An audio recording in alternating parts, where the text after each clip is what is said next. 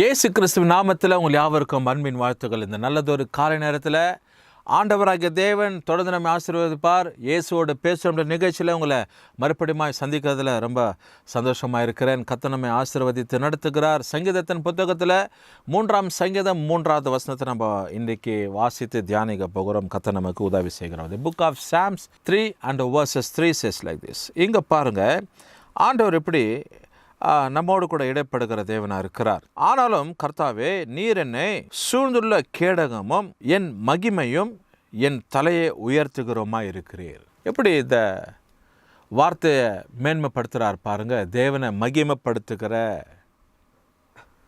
தேவனை உயர்த்தப்படுகிற ஒரு காரியங்கள் தேவனிடத்தில் சொல்கிறார். இந்த வார்த்தைங்க தேவனுக்கு சொல்லப்படுகிற. ஆனாலும் கர்த்தாவே, நீர் என்னை சூழ்ந்துள்ள கேடகம் but thou art my shield.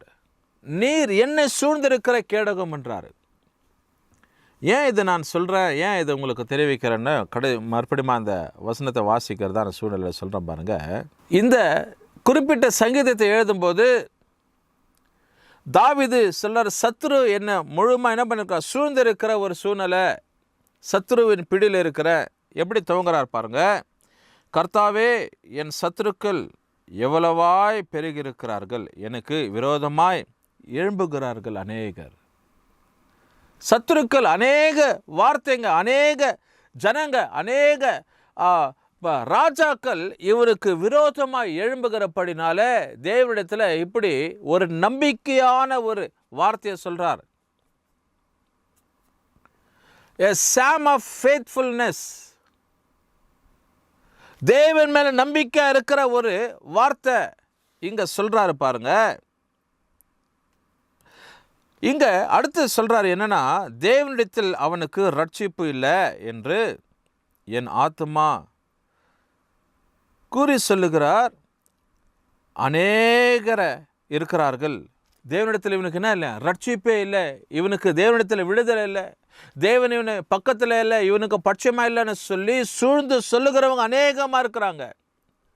இவர்களுக்கு மத்தியில் நான் உண்மை ஆண்டவரே நான் கேட்குறேன், ஆனாலும் கர்த்தாவே, நீர் என்னை சூழ்ந்துள்ள கேடகம். எப்படி துவக்கிறார், எப்படி அந்த முடிவு உறவுக்களை கொண்டு வரார் பாருங்க. இன்றைக்கி நம்முடைய வாழ்க்கையில் கூட இப்படி தான் பிசாசு அநேக ஜனங்களை கொண்டு நமக்கு விரோதமாக செயல்படுவான். அநேக ஜாதிகளை கொண்டு வித்தியாசமான காரியங்களை நம்முடைய வாழ்க்கையில் சந்திப்போம். பலவிதமான போராட்டத்துக்குள்ளே நம்ம கடந்து போகுவோம். தேவன் எல்லாவற்றிலிருந்து நம்ம பாதுகாக்கிற தேவனாக இருக்கிறார். தேவன் நம்ம மீட்டெடுக்கிற தேவனாக இருக்கிறார். எனக்கு அருமையான தேவ ஜனமே, இந்த கால நேரத்தில் ஆண்டவருடைய வார்த்தை தாவீது எப்படி பயன்படுத்துகிறார் பாருங்க. ஆண்டவரே, அநேக ஜனங்கள் என்னை சூழ்ந்திருக்கிறாங்க, எனக்கு நெருக்கடி கொடுக்குறாங்க, சிலர் என்னை பார்த்து பரிகாசம் பண்ணுறாங்க.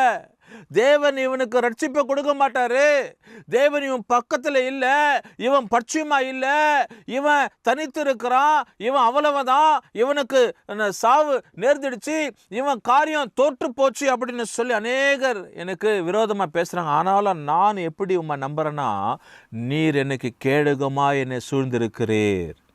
மனுஷன் என்னவனா வார்த்தையை கொண்டு போட்டோம், என்னவனா வார்த்தையை விதைக்கட்டும், என்னவனா வார்த்தையை கொண்டு வரட்டும், பரவாயில்ல, நான் அதை பற்றி கவலைப்பட மாட்டேன். அருமையானவர்களே, அப்படி போல தான் இன்னைக்கு எத்தனையோ நபர்கள், எத்தனையோ ஜனங்கள் நமக்கு விரோதமாக வார்த்தைகள் அள்ளி தூவுவார்கள். வார்த்தைகள் விரோதமாக வரும். இவன் நீ இப்படியா, நீ எப்படி நீ உயர்ந்துற நான் பார்த்துடுறேன், உன் எப்படி பிஸ்னஸ் ஓங்குது நான் பார்க்குறேன், எப்படி உன் காரியங்கள் முடியுது நான் பார்க்குறேன், உன் குடும்பத்தில் எப்படி நல்லது நடக்குது நான் பார்க்குறேன், இப்படியெல்லாம் வார்த்தையை சொல்லியிருப்பாங்க. நாலா திசையில் அம்பு ஏவுகிறத போல வார்த்தை உனக்கு விரோதமாக வந்திருக்கும். கவலைப்படாது, ஆண்டவரை மிகப்படுத்திக் கொள்ள. இந்த இடத்துல ஆண்டவராகிய தேவன் இந்த இடத்துல தாவீது ராஜா இந்த தேவனை மகிமைப்படுத்துகிறத போல, தாவீது இந்த ராஜாவாகிய தேவனை குறித்து மேன்மை பாராட்டுகிறது போல இந்த நாளில் நீயும் ஆண்டவரை பார்த்து சொல்லு. ஆனாலும் கர்த்தாவே, நீர் என்ன சூழ்ந்திருக்குள்ள கேடகமாயிருக்கிறீர், மகிமையும் என் தலை உயர்த்துகிறமாயிருக்கிறீர். அநேகருக்கு மத்தியில், வாயின் வார்த்தைகளை பேசுகிறவர்களுக்கு மத்தியில், புறஜாதிகளுக்கு மத்தியில், அம்பா வார்த்தையை எரிகிறவர்களுக்கு மத்தியில், மாந்திரிகத்தையும் பொல்லாத கிரியைகளை செய்கிறவர்களுக்கு மத்தியில் கர்த்தர் என் தலையை நீர் உயர்த்துவீர். இந்த கால நேரத்தில் ஆண்டவர் உங்கள் தலையை உயர்த்துவார். இப்படி ஒரு நம்பிக்கையான ஒரு வார்த்தை. தேவன் மேலே அப்படியே பற்றுதலாய் ஒரு அட்டாச்மெண்ட்ல இருக்கிற, தேவனை முற்றிலுமா சார்ந்திருக்கிறதான ஒரு காரியமா இருக்கிறதான ஒரு வார்த்தை. எனக்கு அருமையான தேவச்சனமே, தேவன் அப்படி அவன் இறக பற்றி கொள்ளுகிறான். He was very much closed. He was very much attached. தேவனுடைய வார்த்தையை அவ்வளவு நம்பிக்கையா விசுவாசமா இவன் செயல்படுறான். ஆண்டவரே நீர் ஆண்டவரப்பா எனக்கு சூழ்ந்திருக்கிற கேடகம். மனுஷன் எனக்கு சூழ்ந்திருக்கிறார். மனுஷனுடைய வார்த்தை எனக்கு சூழ்ந்திருக்குது. ஐயோ மனுஷனுடைய வார்த்தை என்னை கொல்லுது. என்னென்னவோ செயல்படுறான். ஆனால் நான் அதெல்லாம் நம்பலப்பா. நீர் எனக்கு சூழ்ந்திருக்கிற கேடகமாக இருக்கிறேன். உம்முடைய வார்த்தை எனக்கு பெரிதாக இருக்கிறது. நீர் எனக்கு என்னை தலையை உயர்த்தி நீர் என்னை உயிர்ப்பிப்பீர். அதை நான் இந்த காரணத்தில் நம்புறேன்னு சொல்லி தேவ சமூகத்தில் நீ விட்டு கொடுப்பாயானால், ஆண்டவரே என்னுடைய காரியமாய் நீர் இருப்பீர், என்னையும் நீர் உயர்த்தி என் தலையை உயர்த்தப்படும்.